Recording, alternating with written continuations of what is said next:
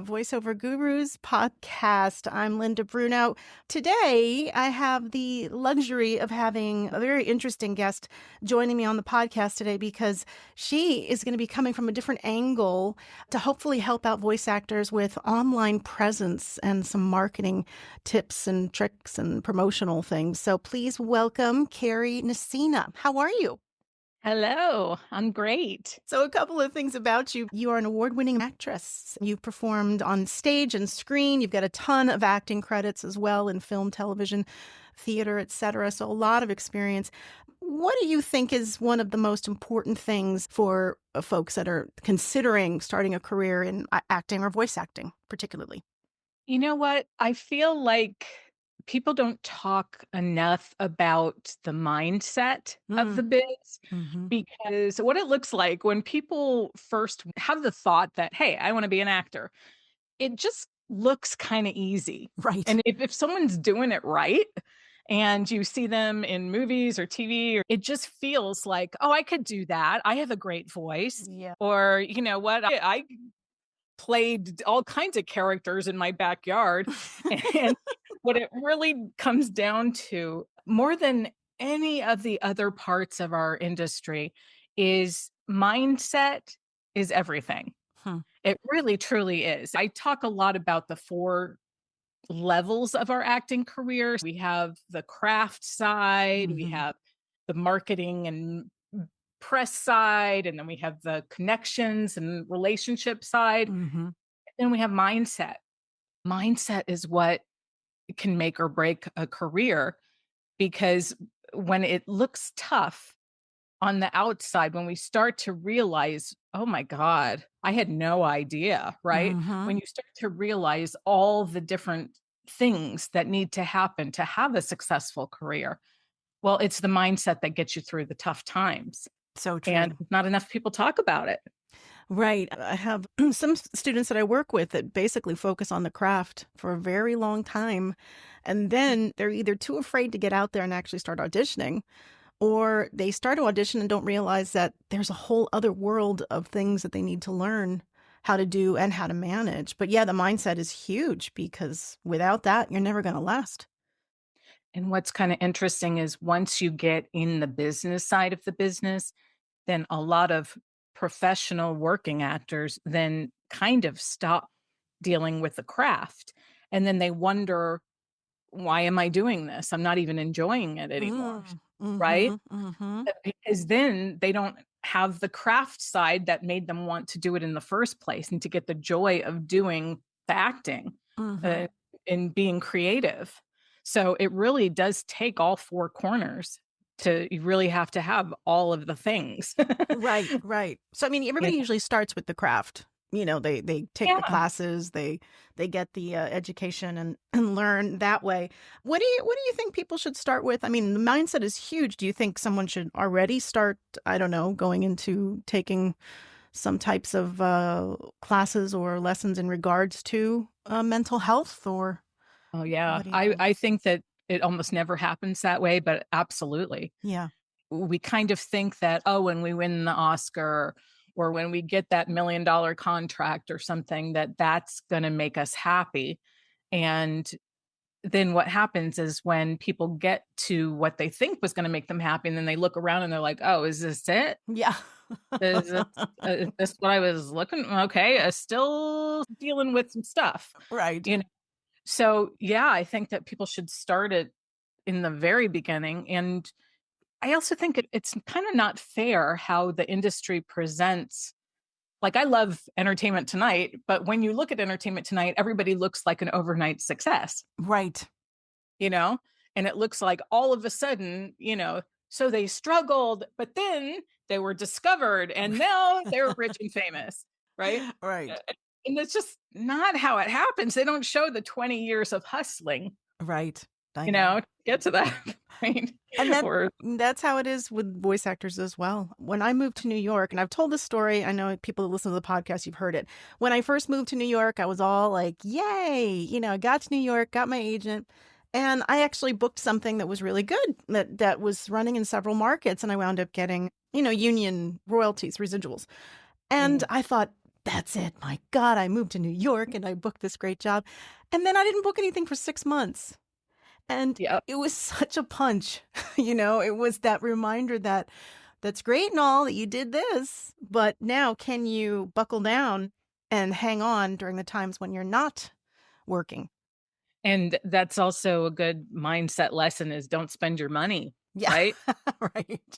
Is like, yeah, you don't know. That's the weird thing is that we don't know when the next gig is. No. And that's why as a voiceover artist, there are so many different categories of work that you can do. Mm-hmm. And I think it's important to have skills in many different things. So you diversify. Mm-hmm. And if something happens, like let's say you're not an audiobook narrator, then maybe you double down on on animation or whatever, but Mm-hmm. you need to have the flexibility to say, okay, where am I needed now?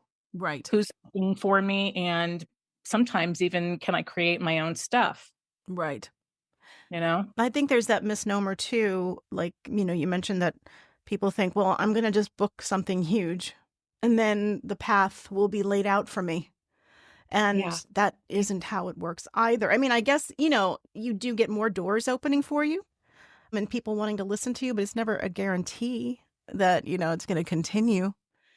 Right. And it's often two steps forward, one step back. So it doesn't quite manifest in the way that we think and hope it will. Mm-hmm.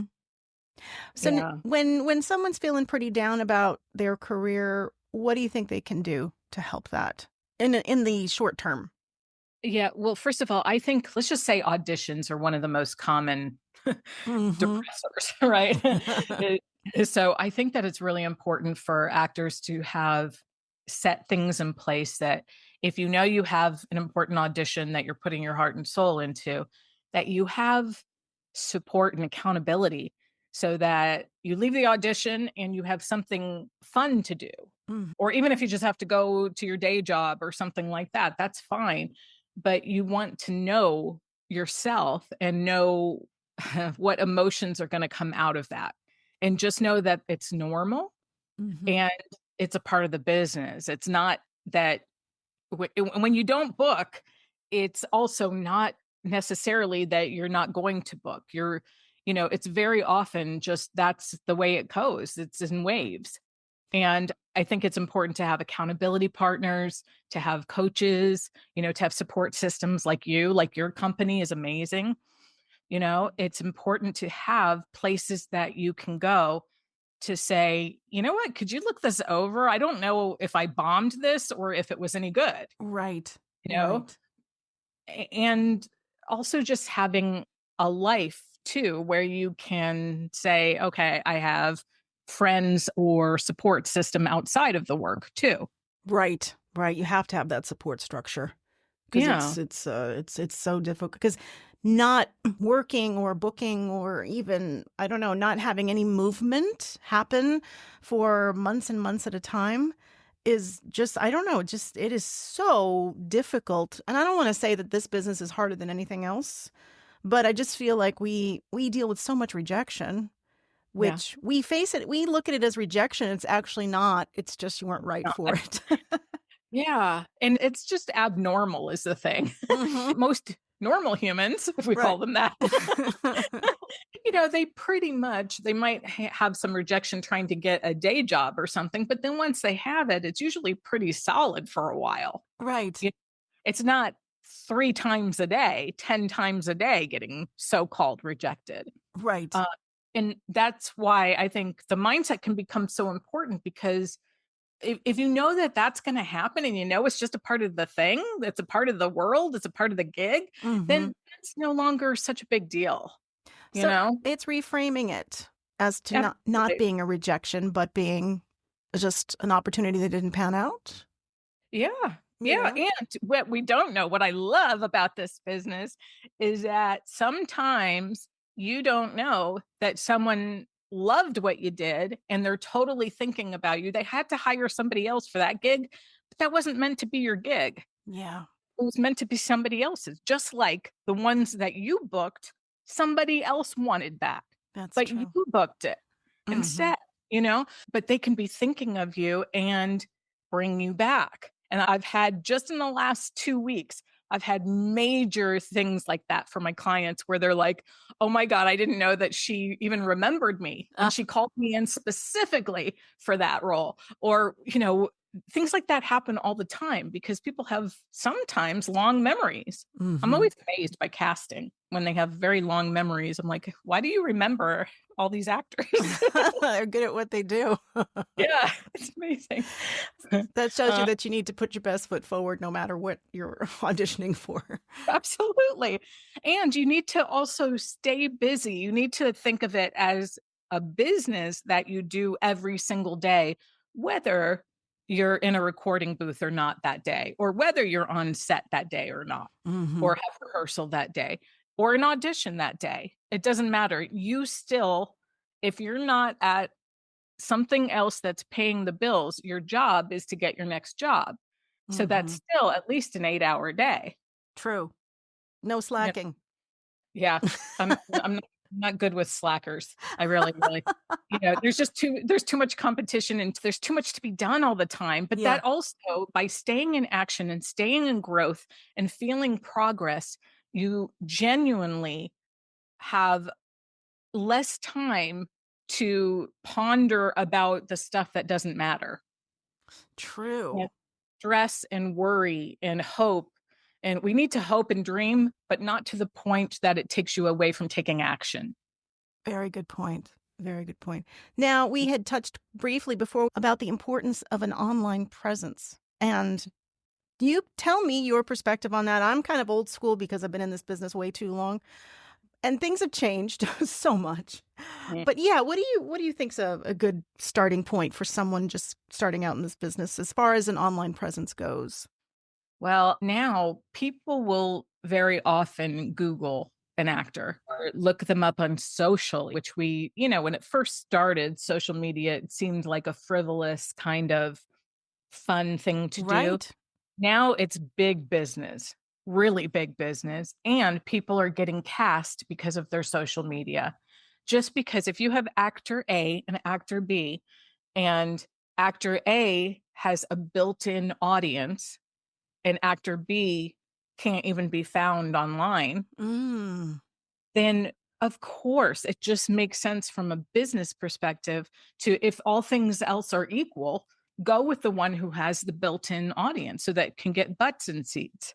As far as having an online presence goes, and social media being so important now, is it something that you think actors of all stages need to be creating solid content to get that audience? Yeah, that's a really good question. I don't think they have to be obsessed, but I think that they have to be found and have to be aware of putting out a professional presence. Yeah. Okay. Like, for instance, there are a lot of actors who will be on Facebook and Instagram and LinkedIn and YouTube and all that, but you go there and they don't have a header and there's no way to reach them and their stuff is not very good. And maybe there's a picture of them drinking, but they're trying to go out for Disney projects. You have to be aware of, once it's up online, it doesn't disappear, even if you delete it, Right. So go in playing like you really mean it. Like you want to make a lot of money doing what you love and showing how great you are at your craft. Well, to do that, there's a lot of different sides to that. And one of them is being able to be found and looking good when they find you. For sure. Now, do you think it matters if somebody starts to express maybe their personal interests within their business? Yeah. It's tough because of politics lately. I have many clients who are very verbal about their thoughts in politics and things like that. And I think that I understand if that's their thing, then that's their thing. Right. And sometimes it's worth standing for it. Right. But a lot of other people are just kind of frivolous and just throwing out. I mean, social media in general is just people throw out any thought that comes to their head. Right.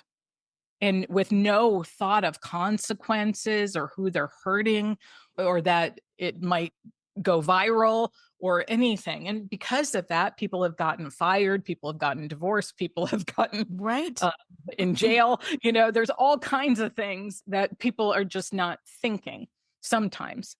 And so I would just say proceed with caution. Right. I guess would be the right way to go. To be purposeful, unless that's the thing that you want to be known for, maybe you can let it go. you know?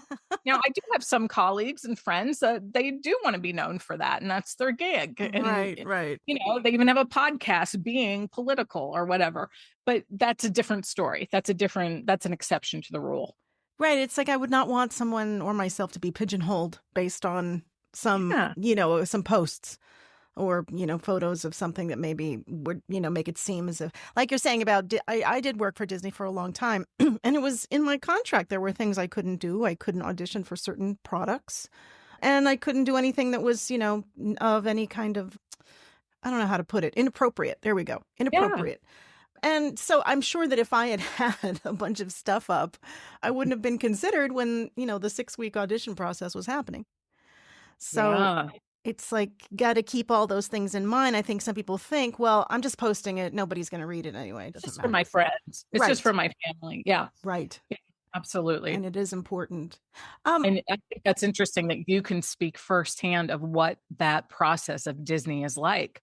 To say it's not just one person deciding on you. Right. There are so many aspects and angles that they're looking at to say if you're the right one for the job. Exactly. I've also had the experience too, with some of my biggest clients. I was not able to promote myself with the work I had done with them. And it's just like, wow, you're so proud of something that you booked. And they're like, nope, sorry, you can't put any of that on your website until. It was that NDA for while it was before it aired or whatever. Well, so case in point, I was a promo voice for Disney Junior over in Southeast Asia. That was 14 years of my life. And they would not allow me to post anything. They wouldn't give me anything. A producer who was nice said to me, look, if you find anything on YouTube, you can promote it there, but otherwise we can't give you anything. And God, that's so heartbreaking. I know, because I'm like, I'm so proud of this. I worked for Pfizer for a long time. Same thing. They didn't want any mention on my website. And right now I'm working for a company that won't let me share anything. And I've been voicing for them for over 10 years. And they're a very large company. So it's kind of crazy, and I get it. So that's fine. I stay quiet. I sit in my booth and I do my thing. But when it comes to promoting, it's kind of difficult at times. Then the challenge becomes, okay, so what am I getting out of this? I'm getting money, right? Right. I'm getting paid and I'm getting to do my craft, Mm-hmm. right? So we do have to look at that. Like sometimes people act for free, right? Mm-hmm. Because so it's not about the money, but it's a thing for the reel, or it's a credit or something like that. There are different reasons at different stages too. Now, a lot of the times, depending on the contract, so everybody read your contract, but there are times where you can maybe take just a picture of you in the booth, right? Mm-hmm. Or for an on-camera gig, it might be like a in costume that doesn't give it away, or on the lot that doesn't give it away, or something like that. And that can be a way to go around showing, hey, I'm always working on my career. Without mentioning the project or the client. Yeah. And then people often say, I see it most on Facebook actually, but a lot of times on Facebook, they say, I can't talk about it, but, I had a great day on set and I can't, this spring I'll be able to talk about it. And you can, and if the picture is cool enough, but doesn't give anything away, it still is kind of like, oh, I'm excited for what they're doing. I'm looking forward to hearing about it, I walked into a building today. I read a script. It was into a microphone. And that's all I can tell you. But boy, are you going to be happy. You're going to love it. Yeah. The suspense is killing you, right? That's interesting. Now, you were talking as well about IMDb, which I don't even take into consideration being a voice actor, but how can that potentially help someone? Yeah, a lot of voiceover actors come to me because they're like, "I don't know what to do with my IMDb page." Yeah. But there's so much that can be done that is often overlooked. So IMDb is kind of loved by Google in the search engines. It's very, very high up there for Huh. most artists. So even if you only have one credit and nothing else on your IMDb, it'll usually be on the first page of Mm. most people's Google search, which means we have to pay attention to it. So even just adding a bio will likely get found by Google, and then other websites pick up Google and pick up IMDb as well. Uh, But there's so many things you can now get verified that you're a SAG member. You can, for animation, I have a lot of voiceover actors that will put up a picture on their photo galleries of them in their voiceover booth. Or if they're like a cartoon, mm-hmm. then put up the little cartoon face, you Yeah. know? Okay. Um, which is great. And you can put up your audiobooks and other works. There's even podcasts now have come so far that they are now an official section in IMDb. Oh my goodness. So it's not just acting podcasts, but Mm-hmm. also interview podcasts, which is wonderful because then what happens is how one of the reasons IMDb is so different than anything else is that it connects you with your cast and crew kind of forever. Right. So I mean, we're in there with like Charlie Chaplin Yeah. and we're in there with everybody on The Simpsons. And, it's pretty great when it's kind of a part of our legacy too, because even when social media is no longer, certain platforms are no longer popular, or things will go through phases. They'll invent the next big thing, but Right. I don't think IMDb is going anywhere for a very, very, very Mm-hmm. long time. So, I know many people who have passed on and yet their IMDb still lives. So they're connected with the famous people that they worked with and the not famous people that they worked with. And that's kind of interesting. And I think it's Very. important. We're in there with Elvis and Marilyn Monroe, you know? But now, Um, as voice actors, I mean, even if we don't do animation or we don't do audiobooks and we just do the boring, some of the, I say it's the non glamorous stuff, the corporate videos and the commercials. I mean, what would you list the client and that you did a spot for them, or how does that work? Yeah, yeah, there is a place. So there's two different things. There's the regular IMDb, which anybody can have. Anybody can just, log in and make updates and stuff. And if someone has an official credit, then they can just add to that name on that official credit. Hmm. So let's say there's only one Bob Smith in the world. There's actually hundreds in IMDb, but if a guy's name is Bob Smith and they're a voiceover actor and they have one credit in IMDb, well, they could go to that one credit, find their name, and then they could add their bio and their other works, which is like their audiobooks. They could add their links to their social media. They Hmm. could add trivia about their career, like maybe something interesting like, Bob Smith voiced blah, blah, blah, or did a voice match for this famous person or something. Okay. There's all kinds of cool things like the trivia. And for those who want to take it to the next level, if they get a pro account, Hmm. they can also add their pictures and their demo reels. Now, they can't add MP3s, but they could take their voiceover demo reel and turn it into an MP4 and Oh, just upload it with a sound wave visual. okay. All right. That's interesting. Yeah, pretty great. Hmm. And and then that will have a much easier way of finding its way to Google then too. So you have another resource to get your credits and voice and name out there. Wow. Uh, it does get a little hard when there are people with the same name. Right. So I would say proceed with caution when it comes to adding your own credits because it affects everybody in the title. Oh, And interesting. because it's supposed to be basically a database of every movie, every TV show, every Mm-hmm. commercial, every podcast, every music video to ever live, right? Right. So, because of that, sometimes people get credits that they don't want. You Ah. know, that student film thing I did 20 years ago is up there, you know? Right. That would be the downside. But they can counteract it with all the good stuff that they wanna be known for, like their bio and their great credits. There's also in IMDb Pro, there's an area where they can type in all their voiceover work. Oh, interesting. I had never considered IMDb as a resource at all for folks like me. Yeah, and it's really kind of exciting because it gives you a whole new because the TV and film industry, generally speaking, go to IMDb, even if it's just as a hobby, even if Mhm. it's just like a, hey, what was I know that voice in that commercial. I Ah. can tell, but I can't place it. You Mhm. know, most people that are not in the industry don't know the insides of the voiceover world. So they wouldn't even know where to look it up other than maybe Google, Right. you know.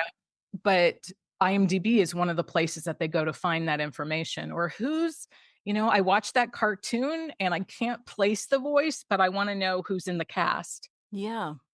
Oh, it's that guy. Yeah, yeah, yeah. I do that all Yeah. the time. I look it up. Mhm. Because I can't Yeah. figure it out on my own. So I Yeah. I go to IMDb all the time just to find out, yeah, exactly, to figure out. That sounds very familiar, or that actor was in one other Hey, thing that, back and forth with it. That's yeah. great. Well, it's good to know because boy, I didn't even realize that would be a factor for a voice actor. And I would just say to any listeners is don't add something where your name isn't in the credits as an official title because you won't be able to have it removed. Mhm. And then you might get what they call an uncredited and we don't want that because it looks like extra work when it's not. Oh, okay. Okay? Like if someone's doing ADR, they don't consider that usually a part of the cast. They consider it additional crew, which is interesting. Oh, wow. Okay. But there are many people who can get credits where they don't even know they have credits in there. Huh. So a little bit So, of research has to be done here. yeah, yeah. And then for online presence, there's also just a bit of where they work together. So let's say you do have an IMDb page, then you can put it on your website, your Facebook, Instagram, LinkedIn, YouTube, Actors Access. Gotcha. And then you also want to get a good bio, which will get picked up. Your podcast interviews is one thing. Mhm. Um, a one sheet is another thing to think about, which is an interesting thing. And Okay. it's different for everybody. My coach and speaker one sheet would be different than my actor one sheet. I got it. Okay. Mhm. And my on camera one sheet would be different than a voiceover one sheet because then you want to have, if you do it as a voiceover actor, you want to have things that make sense for the voiceover world, like you in your sound booth, you with, you know, cool microphones on it, and you Right. can get fancy with it. So here's a question for you that I get asked. Hmm. Let's say an actor does a bunch of different things. They are a voice actor, they are a stage actor, they've done Broadway. Should all of that be on their same website? Or should they have a different website per It's talent, interesting. you know? Um, I feel like voiceover actors are ahead of the game when it comes to websites, where I think in the voiceover world, you can pretty much have an amazing website and people will go to it where the on camera world, some people have it and then a lot of actors do without one. Hmm. You know? And I feel like when I am on the producing and casting side of things, I know that I like to see experience and variety. I respect when I see an on camera actor that also does voiceover work Oh, okay. personally, because I know how I feel like the voiceover world, I don't want to badmouth the on camera world, but I feel like the on camera world, more people will go to it thinking, I want to be a star, Right. right? Where people in the voiceover community tend to be a little bit more business oriented and more strategic, I think. So I respect that when I see it. And I also respect when I see theater because I know what that means if someone Mm-hmm. has a theater background, you know? So I like to see all of it on one website. But Interesting. you might think differently because you, as an example, you have so many voiceover credits on your voiceover website that it might, there could be an argument for maybe it does muddy the waters a little bit, Right. That's what I you know? feel. Mm-hmm. Yeah. But maybe there's just one tab that Yeah. takes someone elsewhere, you know? So it looks like a completely voiceover website, but then maybe there's someone's IMDb icon, Hmm. you Now, know, that takes them somewhere else. as a someone who's career coaching, when somebody comes to you and they say, "I'm an incredible singer and I do jingles and I've been on stage and then I also want to do voice," I get some people that tell me that they want to like fly to the moon in like 5 different careers. Yeah, And yeah, I'm like, figure it out, like find one and let's focus on one. But what's your advice? yeah, I totally agree with you. Now here's the thing. I believe we can do it all in the span of our lifetime and our career. However, you can't do it all right this second. Right. Okay. So if we're looking at a piece of pie, right? And you have, let's say, you really want to win an Oscar, but you also want a Tony and an Emmy and make millions of dollars in voiceover, and you want to do commercials and what, Right. well, there are people who do all of those things, Mhm. but they usually broke through in one area And then and then branched out. ran. Yeah, generally speaking, because if we're looking at a piece of pie, there's only so many hours in the day, Right. right? So if you want to be of an, let's say, animated features, doing, starring in a Disney animated film would be your ultimate dream. Well, then probably doing, local children's theater is going to take those hours away from that goal, maybe. Right. Hmm. You That know, makes sense. so just thinking about if you could only do one, I think this is a good test is if I have a magic wand, people call me the Kari godmother, the actor Kari godmother. Um, so if I had a magic wand Uh-huh. and you could be the best, but only in one part of the industry, what is your first instinct on what that would be? And I think that that's quite telling. Oh, that's good. So wherever you feel like your heart and soul is, even on the bad days, even when you're not making the money, even when you meet a jerk or you have a bad audition or you get a flat tire or whatever, even on those days, what will you love to do more than any other part of the business? And I believe that's usually what you should focus on. Oh, that's great advice. I love that perspective. That's so good. So how do folks find you? You have a company and you're coaching people directly. It's one-on-one? Yeah. Yes. And I have events from time to time and one coming up. Mm. But yes, you can just go to actortransformation.com. And usually right on the homepage, I have a way to get on the newsletter and usually a goodie or two. And then you can get on the wait list for the next event. That's great. What are your events like? Well, like I have an all day IMDb for actors program coming up. Mm. And so we're going to tackle as much as we can within one day, like a workshop. And usually my IMDb program is 12 weeks long, but sometimes people want to just get some stuff done right away. Mhm. So we turned it into a 1 day version of that, like an all day event. Yeah. And then I do also do private coaching. We have kind of an interview process for that, but also you can reach me on actortransformation.com. That's great. This has been really, really informative, and I never even realized how expansive IMDb is. And the fact that you can do a 12-week thing on it, oh my God, that's a lot of information.